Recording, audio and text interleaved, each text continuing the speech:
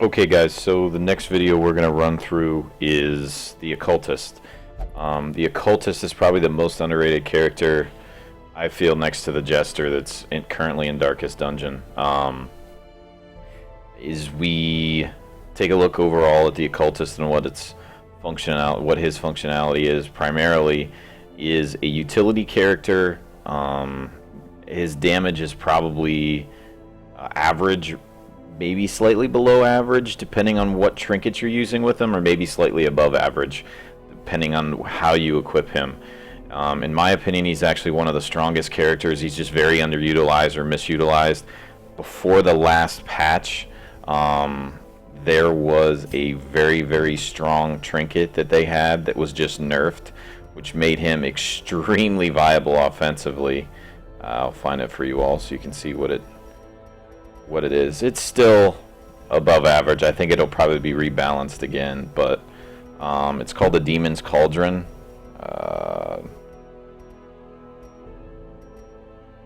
Wow, there it is. The Demon's Cauldron previously had +5 crit on it.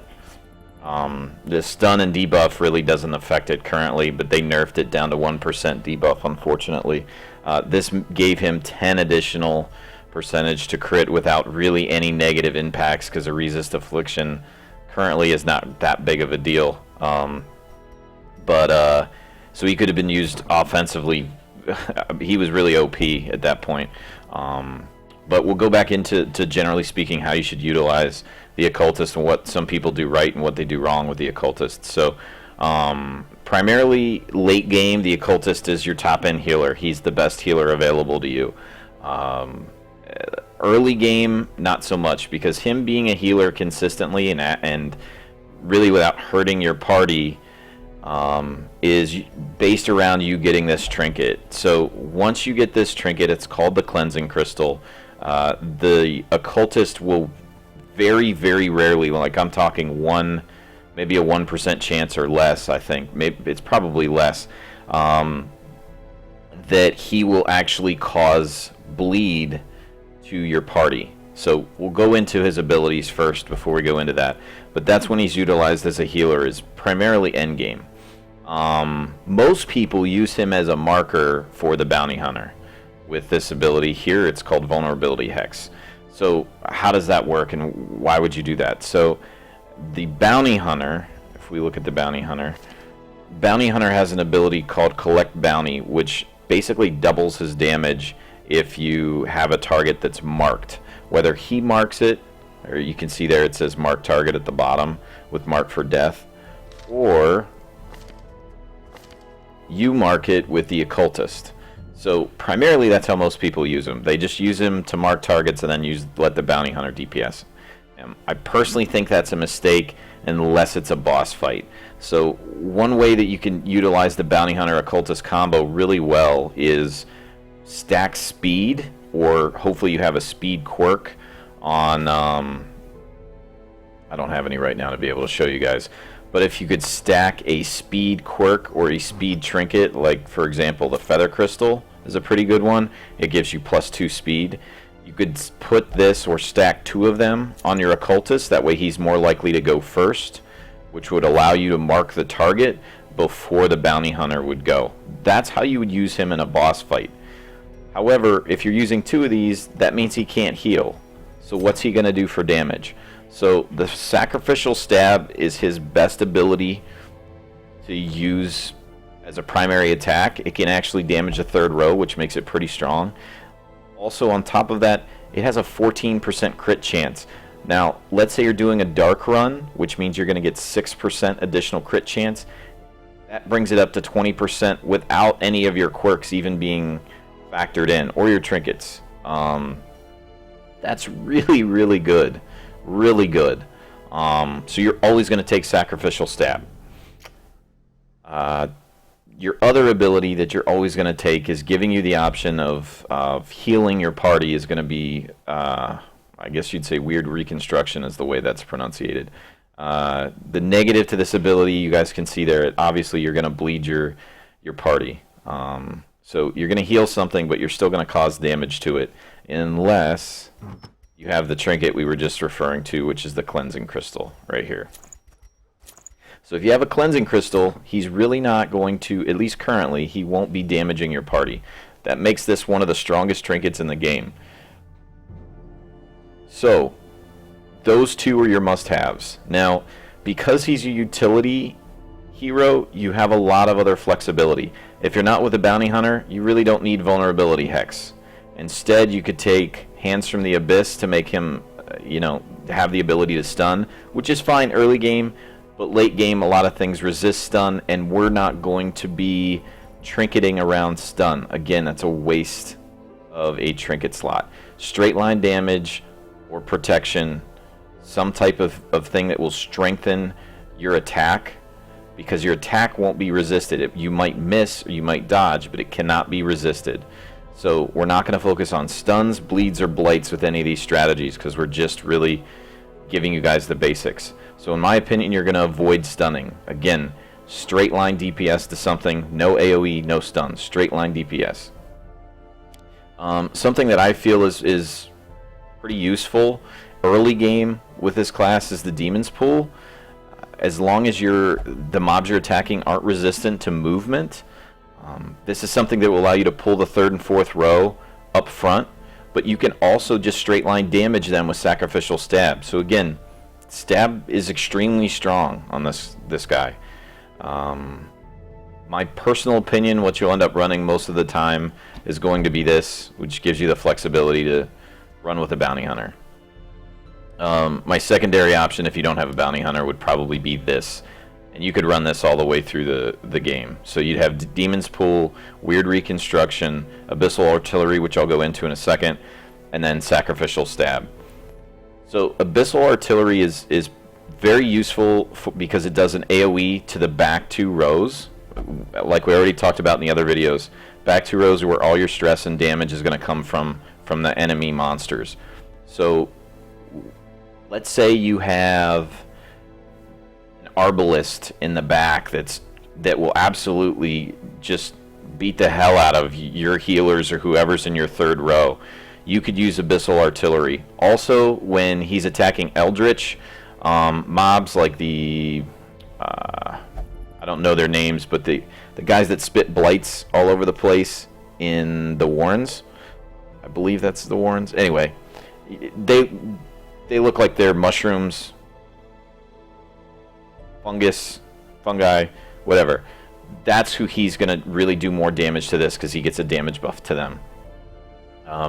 But primarily, these are the 4 combat skills you're going to run. You will run the Occultist in the 3rd slot, typically. There's really no benefit to run him in the front slot.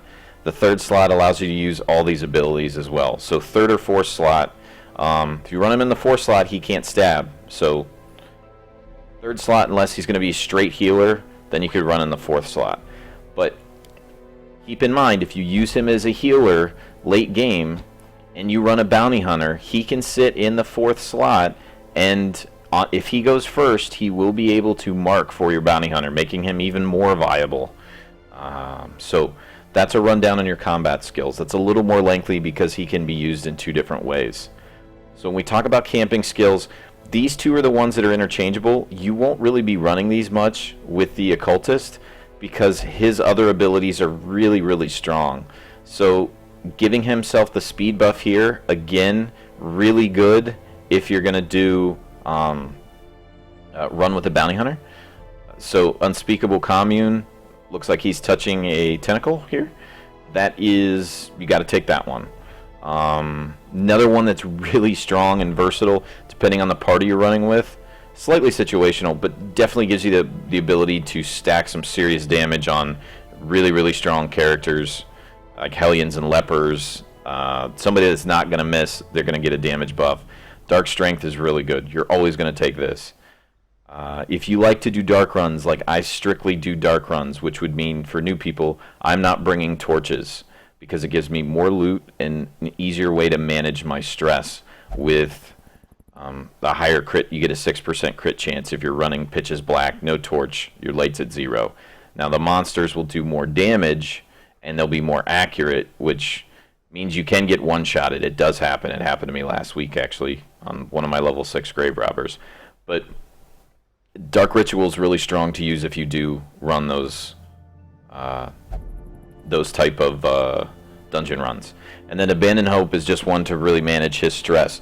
Something I like to do is to increase his stress by 15, give somebody a 20% damage buff, and then you can run Abandon Hope and reduce all that stress. Again, you're using 3 points, but 3 points for a 20% damage buff for someone is, I think, is still very useful. So as we look at his resistances and his stats, again, he's really bad at movement.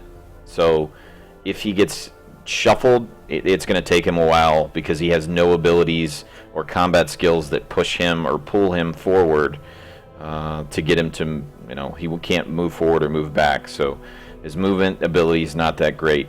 Don't use him to disarm traps. You'll have another option. He is very resistant to bleed and disease. Even blight is pretty good. Stuns, I mean, these really don't matter, guys, because you can use trinkets around them, and your quirks and things are gonna balance out. So I'm not gonna really get into all these with you.